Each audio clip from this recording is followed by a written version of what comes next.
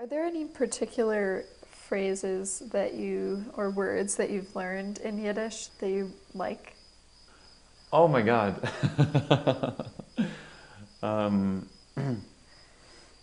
no, I couldn't name phrases. No, no. I like the roughness, you know, and this is also something that you need to learn to hear, which I think I have a certain advantage, like the directness, um, because I do speak German and I speak Dutch also fluent, and Dutch is a good comparison because it's a language that sounds to many Germans it sounds charming, which is in fact not. It's harder than German. You know, it's rough and it's very direct.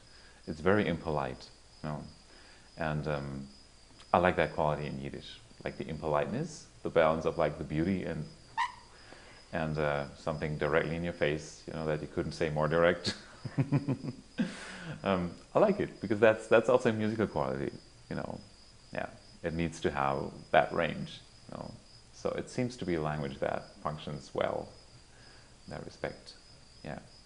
Also, the immediate range from super sophisticated to obscene. I also like that. Yeah.